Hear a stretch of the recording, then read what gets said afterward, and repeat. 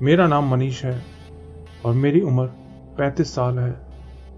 मैं हिमाचल प्रदेश का रहने वाला हूं। वैसे तो मैंने एमए की हुई है, लेकिन एमए के बाद मैंने जॉब ना करके अपने खुद के ढाबे पे काम करने का फैसला किया। हमारा खुद का एक बहुत बड़ा ढाबा है जो हिमाचल के ही एक बिजी हाईवे पर बना है। मैं आपको इस ढाबे की एग्जैक्ट लोकेशन तो नहीं बता सकता, लेकिन पहले इस ढाबे को मेरे पापा चलाया करते थे, लेकिन पिछले 10 सालों से इस ढाबे को मैं ही संभाल रहा हूं। जब मैंने अपने ढाबे पे बैठना शुरू किया था तो मुझे यह काम बहुत बोरिंग लगता था। ढाबे में आने वाले ज्यादातर लोग या तो ट्रक ड्राइवर्स होते हैं या फिर यहां घूमने आने वाले टूरिस्ट होते हैं। आमतौर पे हमारे ढाबे में ज्यादातर लोग रात के वक्त ही आते हैं। जब मैंने नया नया ये काम संभाला था तो मुझे ये काम बहुत बोरिंग लगता था। हर रोज एक ही तरह का काम, सारा टाइम बस बैठे रहना। कई बार तो कई घंटों तक कोई कस्टमर नहीं आता था। हालांकि अकेले शांति से बैठने का भी एक अलग ही मजा है, लेकिन कई बार मैंने अपने यहां काम करने वाले लोगों से और आने वाले मेहमानों से भी पहाड़ों के कुछ बहुत ही डरावने किस्से सुने थे। मुझे इन सब बातों में बहुत इंटरेस्ट आता था। मैं ढाबे में आने वाले सब लोगों से बातें करता, उनसे पूछता कि उनके साथ भी कभी कोई डरावनी घटना हुई है, लेकिन ज्यादातर लोग इस तरह की पर्सनल बातों को शेयर करना बिल्कुल पसंद नहीं करते। इसलिए फिर मैंने अपने ढाबे में एक स्कीम निकाली। स्कीम ये थी कि जो भी अपने साथ घटी डरावनी घटना मुझे बताएगा, उसको हमारी तरफ से कुछ डिस्काउंट दिया जाएगा। और जैसा कि मुझे लग रहा था, लोग डिस्काउंट के लालच में ही सही मुझे अपने साथ घटी घटनाएं बताने लगे। हालांकि कुछ लोग सिर्फ डिस्काउंट के लिए झूठी मनगढ़ंत कहानियां भी बताते थे, लेकिन कुछ लोग सच्चे किस्से भी सुनाते थे। कहानी सुनते हुए उनकी आंखों में झलकता डर, उनकी कांपती जुबान देखकर आप आसानी से अंदाजा लगा सकते हैं कि वो सच बोल रहे हैं। कई बार लोग अपने दिल की बात बताने में झिझकते हैं। शायद उनको लगता होगा कि सामने वाला इंसान पता नहीं कैसे रिएक्ट करेगा, लेकिन मैं उनको भरोसा दिलाता हूं कि मुझे उनकी बात पर पूरा यकीन है। और वैसे भी इसके बाद तो हम कभी मिलेंगे भी नहीं, इसलिए दिल खोल के वो अपनी बात मुझे बता सकते हैं। और पिछले 10 सालों में आप अंदाजा भी नहीं लगा सकते कि मैंने लोगों के मुंह से कैसी कैसी कहानियां सुनी हैं। एक्स्ट्रा मैरिटल अफेयर से लेकर मर्डर कन्फेशंस तक। एक बार हमारे ढाबे पर हॉस्पिटल नर्सेस का एक ग्रुप आया था। उन्होंने मुझे हॉस्पिटल में हुई कुछ ऐसी मौतों के बारे में बताया जिसे सुन के एक बार के लिए तो मेरे भी पसीने छूट गए थे। आज मैं आपको कुछ ऐसी चुनिंदा कहानियों के बारे में बताने जा रहा हूं जो मैंने पिछले 10 सालों से यहां आने वाले लोगों के मुंह से सुनी है। उम्मीद है कि आप लोगों को भी ये कहानियां पसंद आएंगी। ये पहली कहानी करीब 9-10 साल पहले मैंने सुनी थी। शायद जुलाई का महीना था। उन दिनों मैंने नया नया ही यहां बैठना शुरू किया था। यह कहानी शायद आपको इतनी डरावनी ना लगे, लेकिन उस बेचारे की तो जैसे पूरी लाइफ ही बर्बाद हो गई थी। तो हुआ ऐसा था कि एक दिन दोपहर 2 बजे के करीब हमारे यहां एक बस आकर रुकी कुछ देर रेस्ट करने के लिए। बस में बहुत सारी सवारियां थी और उन्हीं में था वो लड़का। 20-21 साल की उम्र होगी उसकी। वो शायद अकेले ही ट्रैवल कर रहा था क्योंकि उसके साथ और कोई नहीं था, लेकिन उसको देखने से ही पता चल रहा था कि वो बहुत परेशान है और सहमा हुआ है। वो अकेला कोने में एक टेबल पर बैठा हुआ था। लग रहा था जैसे वो कई रातों से सोया नहीं है। आंखों के नीचे बड़े बड़े काले घेरे हो रखे थे। उसको देख के मैं अपनी सीट से उठा और उसके पास जाके बैठ गया। वो इधर उधर नहीं देख रहा था, बस चुपचाप नीचे सिर करके बैठा था। मैंने कहा, हेलो सर, मैं इस जगह का मालिक हूं। आप क्या लेना पसंद करेंगे? मेरी आवाज सुन के वो हड़बड़ाते हुए बोला, कुछ नहीं, बस एक सैंडविच और कोल्ड ड्रिंक। मैंने इशारा करके एक लड़के को बुलाया और ये सामान लाने को कहा। मैं बता दूं कि ये वो टाइम था जब मैंने नया नया लोगों से उनके एक्सपीरियंसेस के बारे में पूछना शुरू किया था, अपने मजे के लिए। लेकिन उस लड़के को देखकर मैं जेन्युइनली जानना चाहता था कि उसके साथ क्या प्रॉब्लम है। मैंने उससे पूछा, क्या हुआ दोस्त, सब ठीक तो है? अगर कोई परेशानी है तो तुम मुझे बता सकते हो। मेरी बात सुन के उसने मेरे चेहरे की तरफ देखा। शायद उसको भी लगा होगा कि मैं सच में उसकी हेल्प करना चाहता हूं। उसकी आंखों से आंसू निकलने लगे। फिर वो धीरे से बोला, आप मेरी बात पर यकीन नहीं करोगे। मैंने कहा, नहीं, ऐसी बात नहीं है, तुम ऐसा मत सोचो।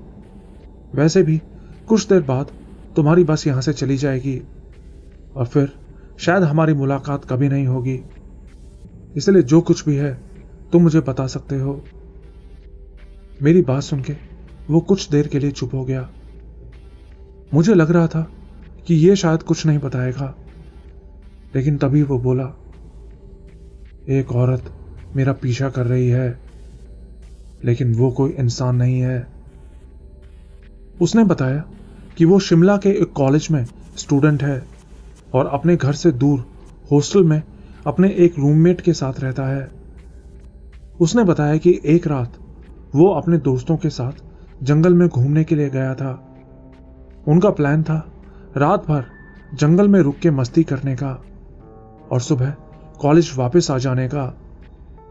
रात में उन सब ने जंगल में ही पार्टी की और शराब पी के सो गए। लेकिन फिर रात 2 बजे के करीब उसको टॉयलेट लगी तो वो कुछ दूर टॉयलेट करने के लिए चला गया। तब तक उसका नशा भी ऑलमोस्ट पूरा उतर चुका था। अब वो अपनी कैंप साइट से मुश्किल से 20 कदम दूर ही गया था कि उसको ऐसा लगने लगा जैसे कोई उसे देख रहा है। लेकिन इतनी रात घने जंगल के बीच उसको कौन देख सकता था? वो जल्दी से एक पेड़ के पास खड़ा होकर इधर उधर देखता हुआ टॉयलेट करने लगा और तभी उसको वो नजर आई। वो उससे करीब 10 कदम दूर एक पेड़ के नीचे खड़ी थी। उसने बताया कि वो कम से कम 7-8 फीट लंबी थी और उसकी शेप भी बहुत अजीब सी थी। लेकिन उसने साड़ी पहनी हुई थी और साड़ी की वजह से ही ये पता चल रहा था कि वो कोई औरत है। उसका चेहरा बिल्कुल सफेद था, लेकिन उसकी आंखें किसी लाल बल्ब के जैसी चमक रही थी और वो सीधा उसी की तरफ देख रही थी। वो देखते ही समझ गया कि ये कोई इंसान तो पक्का नहीं है। डर के मारे उसके पैर कांपने लगे, गले से आवाज निकलनी बंद हो गई। किसी तरह वो चिल्लाता हुआ वहां से भागा और अपने दोस्तों के पास पहुंचा। उसके सब दोस्त अभी भी नशे में सोए पड़े थे।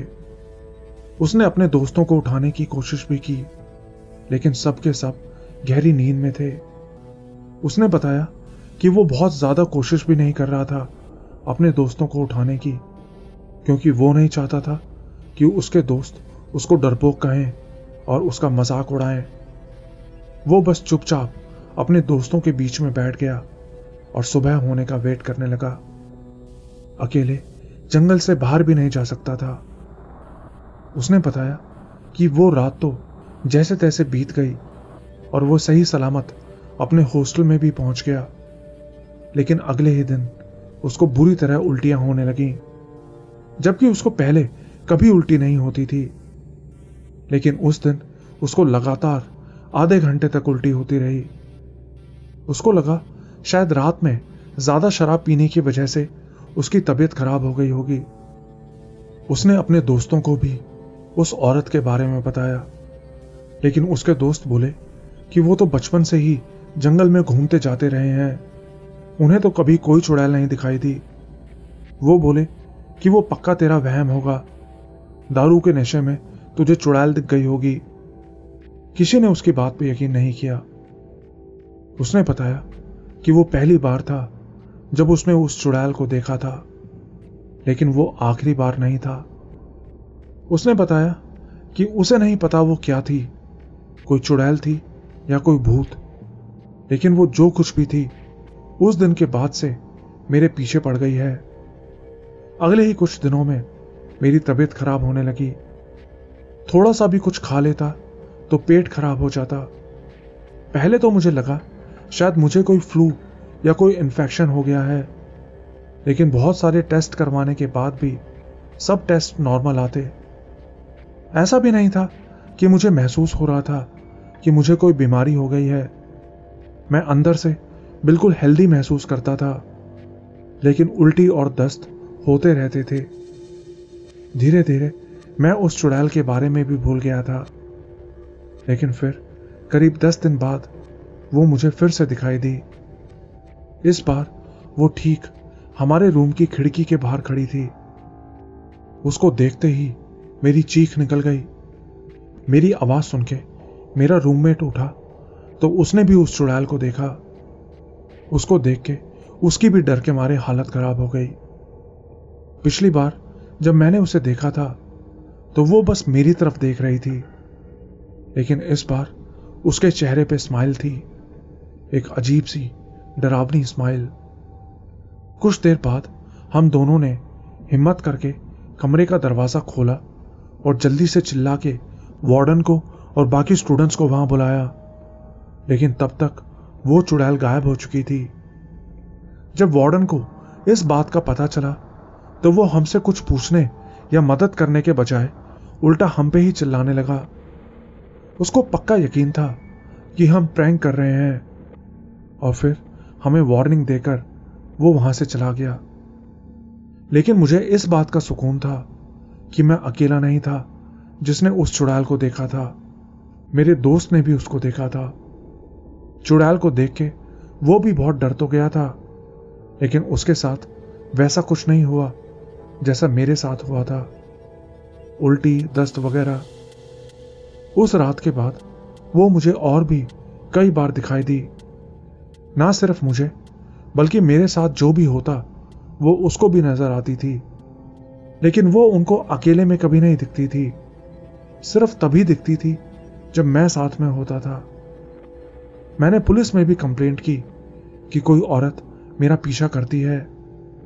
अगर मैं अकेला होता तो शायद पुलिस वाले मेरी बात पे यकीन भी नहीं करते, लेकिन मेरे रूममेट और दूसरे लोगों ने भी बताया कि उन्होंने भी उस औरत को देखा है। वो हमें जब भी दिखाई देती हम पुलिस को बुलाते। पुलिस वाले वहां आके चेक करते, लेकिन उन्हें आसपास कोई औरत नहीं मिलती।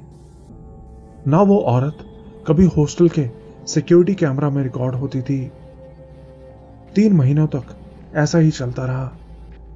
ज्यादातर लोग इस बात पे यकीन नहीं करते।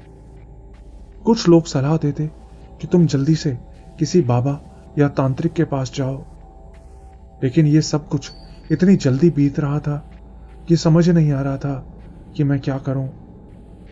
घर वालों ने बड़ी मुश्किल से मुझे यहां इतनी दूर पढ़ने के लिए भेजा था। मैं उनको और परेशान नहीं करना चाहता था। मैंने दुनिया भर के टेस्ट करवाए, दिमाग के MRI से लेकर पेट के CT स्कैन तक, लेकिन सब कुछ नॉर्मल था। मेरे दिमाग में कोई चोट नहीं लगी थी, जिसका मतलब था कि यह सब मेरा वहम नहीं है। मेरा पेट भी बिल्कुल ठीक था, लेकिन फिर भी मुझे उल्टियां होती जा रही थी। कुछ ही महीनों में मेरा वजन पहले से आधा रह गया। मुझे रात में डरावने सपने आने लगे थे, और यह सब कुछ हमेशा रात में ही होता था। अब मुझे अंधेरा होने से ही डर लगने लगा। मैंने रात में बाहर निकलना बंद कर दिया था, शराब पीना भी बंद कर दिया था। लेकिन फिर एक शाम मैं अपने कॉलेज के पास की एक लाइब्रेरी में पढ़ने के लिए गया था। मैं अक्सर उस लाइब्रेरी में पढ़ने के लिए जाया करता था। मैंने सोचा था कि कुछ घंटे पढ़ के अंधेरा होने से पहले रूम पे वापस आ जाऊंगा, लेकिन पता नहीं कैसे पढ़ते पढ़ते ही मेरी आंख लग गई। पता नहीं कितने घंटों तक मैं वहीं बेंच पे ही सोता रहा। लाइब्रेरी के बंद होने का टाइम रात 10 बजे का था। 10 बजे लाइब्रेरी के मैनेजर ने मुझे पकड़ के हिलाया, बोला उठ जाओ, लाइब्रेरी बंद हो रही है। मैं एकदम से उठा तो देखा कि बाहर अंधेरा हो चुका था। शिट। लाइब्रेरी से हॉस्टल का रास्ता करीब 15-20 मिनट का था। मुझे पैदल पैदल ही रूम तक जाना था और इस टाइम तक रास्ता भी बिल्कुल सुनसान हो जाता था। मुझे बहुत डर लगने लगा। मेरा बस चलता तो मैं वहीं उस लाइब्रेरी में ही रात बिता लेता, लेकिन ऐसा करना अलाउड नहीं था। आखिर में मैं किसी तरह हिम्मत करके हॉस्टल की तरफ जाने लगा। रास्ता सुनसान तो था, लेकिन गनीमत थी कि स्ट्रीट लाइट्स चल रही थी। ज्यादा रात भी नहीं हुई थी, लेकिन पहाड़ों में लोग जल्दी ही घरों में सोने चले जाते हैं। अब मुझे वहां से चलते हुए बस 10 मिनट ही हुई थी कि फिर से मुझे वही एहसास होने लगा, देखे जाने का एहसास, जैसे कोई मुझे घूर घूर के देख रहा है। आप अंदाजा भी नहीं लगा सकते कि वो डर कैसा होता है। मैंने जल्दी से अपने बैग से एक पॉकेट नाइफ निकाल लिया। उससे कुछ होना तो नहीं था, लेकिन फिर भी। अब मैं रास्ते से आगे बढ़ ही रहा था कि तभी मुझे साइड से झाड़ियों के बीच सरसराने की आवाज आई। मैंने झट से उस तरफ देखा।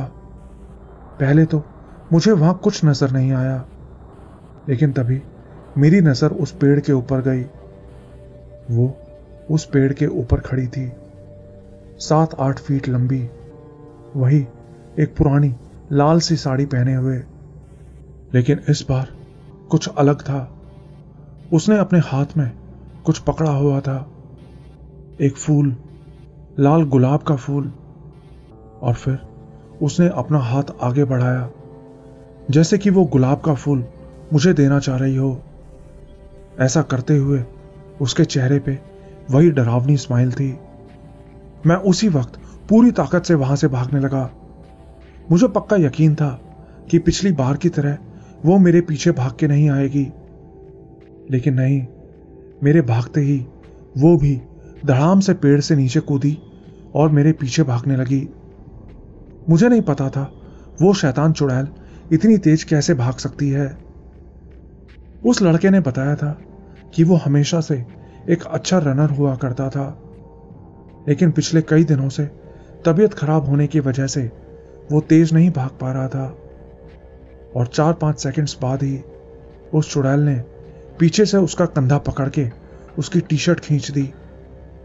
उसने बताया कि वो पल था जब उसको अपनी आंखों के आगे सीधा मौत नजर आ गई थी। चुड़ैल ने उसकी टी-शर्ट पकड़ के खींची और एक झटके से उसे नीचे गिरा दिया। नीचे गिरते ही उसकी आंखों के आगे अंधेरा छा गया, और इससे पहले कि वो कुछ समझ पाता, उस चुड़ैल का खतरनाक चेहरा ठीक उसके चेहरे के सामने था। वो चुड़ैल उसके ऊपर झुक के बैठी और एक खतरनाक स्माइल के साथ बोली, बहुत जल्द। बस इसके बाद उसको कुछ याद नहीं। 2 दिन बाद जब उसकी आंख खुली तो वो हॉस्पिटल में था। उसकी कमर पे ऐसा निशान था जैसे किसी ने एसिड से उसकी कमर जला दी हो, वो भी बिल्कुल पंजे की शेप में। ये बिल्कुल ऐसा था जैसे कि वो हाथ जिस भी चीज का था, वो चीज बिल्कुल आग की बनी हो। बस अब उसने फैसला कर लिया कि वो सब कुछ छोड़ छाड़ के अपने घर वापस चला जाएगा। हॉस्पिटल से डिस्चार्ज होने के बाद अगले ही दिन उसने अपना सारा सामान लिया और अपने गांव चला गया। गांव जाने के बाद 1 हफ्ते तक सब कुछ ठीक रहा। एक उम्मीद जगी कि शायद वो चुड़ैल उसके गांव तक नहीं आएगी। लेकिन फिर 1 हफ्ते बाद एक दिन सुबह सुबह जब वो सो के उठा तो उसके बगल में एक गुलाब का फूल रखा था, काला जला हुआ गुलाब का फूल। वो देखते ही समझ गया कि ये कहां से आया है। अभी तक उसने अपने घर वालों को इस बारे में नहीं बताया था, बस ये बोला था कि उसकी तबीयत ठीक नहीं है इसलिए कुछ दिनों के लिए वो घर आ गया है। लेकिन फिर उसने ये बात अपने घर वालों को भी बता दी कि एक औरत उसका कई दिनों से पीछा कर रही है। तो उसके घर वाले उसको एक बाबा के पास लेकर गए।